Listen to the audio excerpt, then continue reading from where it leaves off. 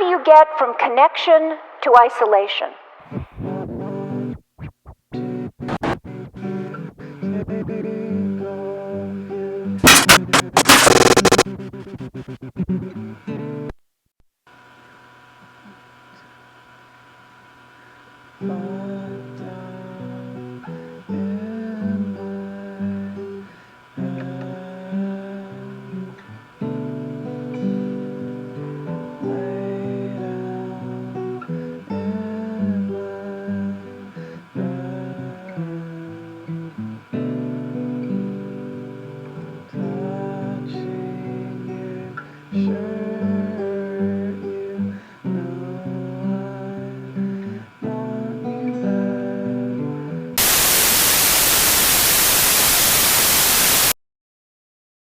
The solution to addiction is to restrict yourself to 30 milligrams a day. Anything more and we just become absorbed. Artificial emotions altered into pills. Mind-modifying chemicals altered into food. Brainwashing altered into isolated bubbles altered into the fantasy of social media. Since we universally accepted that whether or not we get a X not do it, we care about who wins another X Factor. But because it keeps us sedated, because it gives us some kind of temporary satisfaction.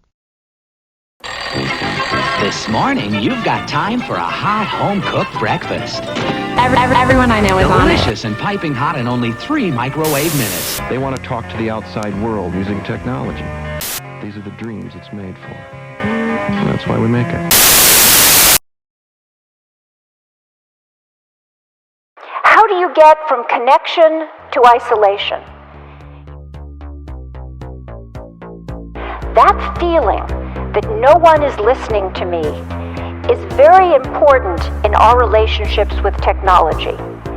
That's why it's so appealing to have a Facebook page or a Twitter feed, so many automatic listeners. And the feeling that no one is listening to me makes us want to spend time with machines that seem to care about us. We're developing robots, they call them sociable robots, that are specifically designed to be companions to the elderly, to our children, to us. Have we so lost confidence that we will be there for each other? The problem with this new regime of I share, therefore I am, is that if we don't have connection, we don't feel like ourselves. We almost don't feel ourselves. So what do? We connect more and more. But in the process, we set ourselves up to be isolated. We expect more from technology and less from each other. And I ask myself, why have things come to this? And I believe it's because technology appeals to us most where we are most vulnerable. And we are vulnerable. We're lonely, but we're afraid of intimacy. And so from social networks to sociable robots, we're designing technologies that will give us the illusion of companionship without the demands of friendship. We turn to technology to help us feel connected in ways we can comfortably control. But we're not so comfortable. We are not so much in control. These days, those phones in our pockets are changing our minds and hearts because they offer us 3 gratifying fantasies. 1, that we can put our attention wherever we want it to be. 2, that we will always be heard. And 3, that we will never have to be alone. And that third idea, that we will never have to be alone, is central to changing our psyches. Because the moment that people are alone, even for a few seconds, they become anxious, they panic, they fidget, they reach for a device.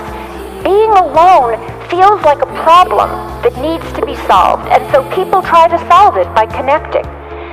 But here, connection is more like a symptom than a cure. It expresses, but it doesn't solve an underlying problem. That feeling that no one is listening to me.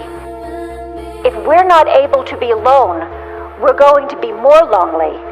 And if we don't teach our children to be alone, they're only going to know how to be lonely.